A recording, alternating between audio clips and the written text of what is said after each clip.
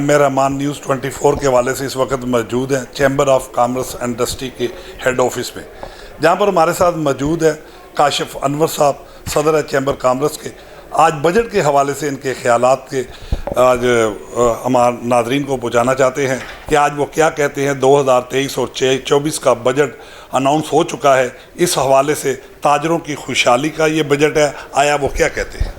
देखें, सबसे पहली बात तो ये है कि मैं एसएमई सेक्टर के लिए जो गवर्नमेंट ने इनिशिएटिव अनाउंस किया है वो बहुत काबिल दीद है।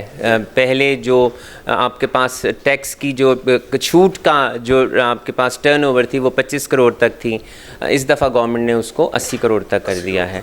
दूसरी बात, जो हम रिटेलर्स के लिए ये कहते थे और हमारे रिटेलर्स बहुत परेशान थे कि सेल्स टैक्स को उन्होंने एरिया के साथ कर दिया था, तो हम बार बार ये कहते थे कि एरिया का सेल्स टैक्स से कोई ताल्लुक़ नहीं है। गवर्नमेंट ने हमारी उस शर्त को भी मंजूर किया है और अपनी जो ये टियर 1 की एक शर्त थी उसको ख़त्म कर दिया है।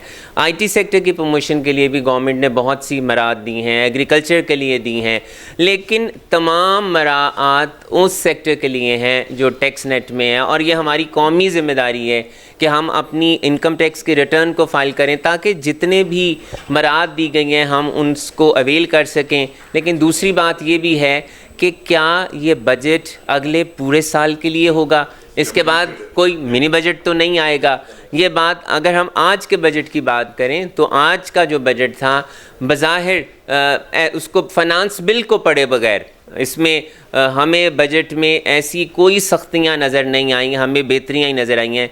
लेकिन आगे हम देखेंगे कि फाइनेंस बिल क्या कहता है, एसआरओज़ क्या कहते हैं, सर्कुलर्स क्या कहते हैं। जो मराहत दी गई हैं, जो मराहत कही गई हैं, वो मराहत ही नाफिजुल अमल हैं का।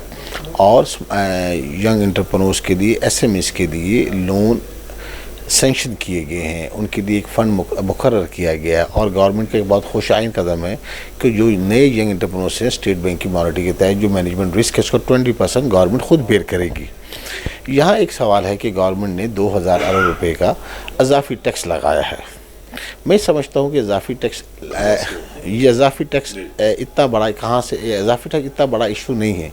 अगर गवर्नमेंट इस काम में इस चीज़ में कामयाब हो जाती है कि टैक्स बेस को बढ़ा लेती है, नेटवर्क टैक्स में टैक्स गुजारों को ले आती है, मोर ओवर जो उन्होंने गोल्डन कार्ड का इजरा किया है ओवरसीज़ पाकिस्तान के लिए, तो हमारा 20 बिलियन का जो फॉरेन रेमेडीज़ है वो अगर 44 बिलियन हो जाए, टैक्स नेटवर्क में लोग आ जाएं, टैक्स नेटवर्क में लोग आसान, अगर गवर्नमेंट ने आसान चीज़ें कर दी, उसको आसान व फ़हीम कर दिया, लोगों का एतमाद बहाल हो गया टैक्स के ऊपर, तो लोग आ जाएंगे। तीसरी बात यह है कि सनती शोबे के अंदर जो day by day input cost बढ़ती चली गई, जो बढ़ती जा रही है, और हमारी इंपोर्ट पॉलिसी वाज़ेह नहीं, अगर इसके ऊपर गवर्नमेंट ने इक़दाम किए तो मैं समझता हूँ ये हदफ इतना मुश्किल नहीं और हम इंशाल्लाह इसको पूरा कर लेंगे। आखिर में ये बात करना चाहता हूँ, अभी तक हमने कोई एसआरओ नहीं देखे, हमने फाइनेंस बिल नहीं पढ़ा, अब तक जो हमने बजट देखा है वो बैलेंस बजट नज़र आया है। कॉमर्स एंड इंडस्ट्री का और पायनियर बिजनेसमैन ग्रुप का नुमाइंदा हूँ यहाँ चैम्बर में, तो ये मैं समझता हूँ कि गवर्नमेंट ने काफ़ी हद तक इन मुश्किल हालात के अंदर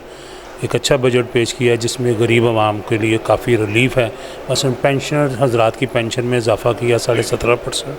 फिर उसके बाद गवर्नमेंट ने 30,000 कम से कम उजरत मुकर्रर कर दी है, ये भी एक गरीब आदमी के लिए अच्छा पॉइंट है। ताजरों के ऊपर जो टैक्स लगे हैं गवर्नमेंट ने जो लगाया है, जैसे विद होल्डिंग टैक्स गवर्नमेंट ने आज दोबारा 6% नॉन फाइलर के लिए लगाया, तो ये 5%, तो ये मैं समझता हूँ कि नहीं होना चाहिए था। अभी इन मुश्किल हालात में जो मुल्की हालात जा रहे हैं, ताजर तबका वैसे ही परेशान था, तो इसमें इजाफा नहीं करना चाहिए था।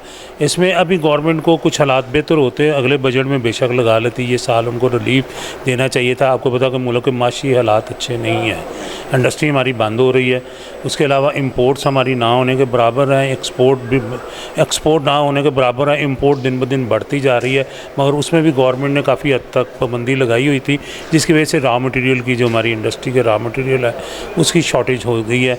बजट के मतलब ये कहा जाता है कि अल्फाज का घोरक धंधा है।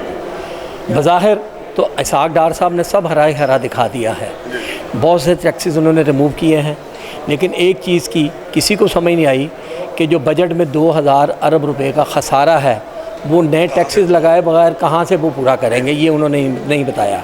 नंबर 2, ऑटो सेक्टर के लिए पूरे बजट में कोई लफ्ज़ नहीं बोला गया। ऑटो सेक्टर जो कि इस मुल्क की मेन मईशत के लिए मेन चीज़ है, उसके लिए कोई लफ्ज़ नहीं बोला गया। ऑटो इंडस्ट्री बंद हो रही है, ऑटो सेक्टर जो है वो बंद हो रहा है। जब तक आप हर जगह पे हुकूमत की नज़र में नहीं होगा, किस तरह चलेगा? अच्छा सर, आपके चैम्बर ऑफ कॉमर्स के सदर की भी मुलाकात हुई है, तो ऑटो इंडस्ट्री के हवाले से बहुत से मसाइल थे, तो आया वो डिस्कस हुए? देखिए जी, डिस्कस तो होते रहते हैं। डिस्कस हमारी इधर कमेटीज़ बनी हैं, वो भी डिस्कस करती रहती हैं। जो आपने बजट की बात की है, मैंने उसकी बात की है कि उसमें कोई नहीं ऐसा लफ्ज़ बोला गया। अल्लाह करे जब फाइनेंस बिल आए, जब तक फाइनेंस बिल नहीं आएगा उस वक्त तक हमें कुछ पता नहीं चलेगा कि कौन कौन से SROs जारी हुए हैं, कहाँ पे रिलीफ मिला है और कहाँ पे हमें पकड़ा गया है। अच्छा सर, आप ताजरों के बड़े सीनियर ताजर हैं, तो क्या आप क्या कहेंगे कि इसके बाद मिनी बजट भी अनाउंस होगा? यकीनन होगा। और ये बजट जो होता है ना, ये तो एम फॉर्मेलिटी होती है। ये एक साल के बाद एक तकरीब होती है। मिनी बजट तो आते ही रहते हैं। आइन और कानून इस बात की इजाज़त देता है कि बजट के बाद एक मिनी बजट? देखिए जी, आइन और कानून के मुताबिक अगर हम चलें तो इधर मोटरसाइकिल वाला इशारा भी ना काटे। अगर कानून के मुताबिक चले, हम तो बस ऐसे ही चल रहे हैं। वो एक ट्रकों के पीछे शेर लिखा होता है, ना इंजन की खूबी ना कमाल ड्राइवर चली जा रही है खुदा के सहारे। ये मुल्क तो अल्लाह चला रहा है। अल्लाह करे कि हमारे अकाबरीन को, हमारे हुक्मरानों को अवाम की तकालीफ का एहसास हो जाए। और उसके बारे में मैं आपके चैनल के तरफ से ये भी अल्फाज कहूँगा, हम नई सियासी पार्टियाँ तो बनानी शुरू कर देते हैं। उस सियासी पार्टी में किसी भी जगह पे आवाम के लिए कोई बात नहीं की गई, उसको भी इकट्ठा कर लो, उसको भी ले आओ। हमने उसको भी तोड़ लिया, उसको भी साथ मिला लिया, लेकिन आम बंदे के लिए क्या किया उसमें कोई बात नहीं। देखा कि जी कुछ चीज़ों के ऊपर उन्होंने रिलीफ दिया जिसकी ज़रूरत भी थी, और जो नजायज़ पिछली गवर्नमेंट्स ने उनके ऊपर कदगन लगाई हुई थी। लेकिन उन्होंने जो इस वक्त 9,200 अरब का बजट दिया है, तो 2,000 अरब का जो टैक्सेशन है वो भी बिज़नेस कम्युनिटी के ऊपर आनी है। 2,000 अरब का बोझ इंडस्ट्री और ट्रेडर्स ने उठाना है। वो जो नए इसमें टैक्स नेट में लाने की कोशिश, नए टैक्स नेट में लाने की कोशिश कर रहे हैं लोगों को, वो 2,000 अरब का बोझ नहीं उठा सकते। वो तो ऑलरेडी फिसल फुसल के निकल जाते हैं, उनके पास कुछ नहीं है देने को। हमने हमेशा उनको फोकस किया है, मगर उनसे कुछ रिजल्ट नहीं निकले। अल्टीमेटली वो बोझ बिज़नेस कम्युनिटी ने उठाया है। तो एक तो वो हमें उस पर तहफ़्फ़ुज़ात हैं। दूसरा, जो इस वक्त इतनी ज़्यादा तनख्वाहें बढ़ाई गई हैं 30%, 35%, और फिर कुछ अलाउंसेस भी बढ़ाए गए हैं, तो उसमें इन्फ्लेशन बढ़ने का भी खदशा है। देखिए, तनख्वाहें बढ़ाने से हमें कोई इतराज़ नहीं है, मगर उसको आप प्राइस के साथ करें, आप प्रोडक्शन कैपेसिटी के साथ अगर कैलकुलेट करें तो इंपोर्ट भी बंद है और लोकल इंडस्ट्री भी 50% पे चल रही है और प्रोडक्शन इस वक्त बड़ी स्ट्रेस में है। तो इस सूरत हाल में अगर आप इतनी ज़्यादा तनख्वाहें बढ़ा देंगे तो उससे इन्फ्लेशन फैलने का खदशा है। और मैं समझता हूँ कि प्रोडक्शन कैपेसिटी को बढ़ाने की ज़रूरत थी, प्राइसेस को कंट्रोल करने की ज़रूरत थी, प्राइसेस को रिड्यूस करने की ज़रूरत थी, और वो उसके ऊपर फोकस करने की बजाय बहुत ज़्यादा प्राइसेस गवर्नमेंट सेक्टर में बढ़ा दी गई हैं, जिसका अभी आगे इम्पैक्ट जो ना वो रीजनल गवर्नमेंट के ऊपर भी आएगा। तो जिसके मुताबिक मैं समझता हूँ इन्फ्लेशन बहुत ज़्यादा बढ़ जाएगी। इस तरह अभी प्रोडक्शन कैपेसिटी मैंने कहा कि 50% तक है। हमने प्रपोज किया था कि SME सेक्टर को कोई रोल दें, ताकि 10-15 बिलियन की वैल्यू एडिशन करके वो स्पेसिफिक जो SME और कॉटेज इंडस्ट्री है वो इसमें अपना किरदार अदा करे। जी नाज़रीन, ये थे ज़फ़र महमूद चौधरी साहब, जो कि आज 2023 और 24 के बजट के हवाले से बात कर रहे थे कि मईशत को फ़रोग़ देने के लिए बहुत से ऐसे इक़दाम की ज़रूरत है। इसी के साथ अपने मेज़बान एम ए रहमान को News 24 से इजाज़त दीजिए। अल्लाह।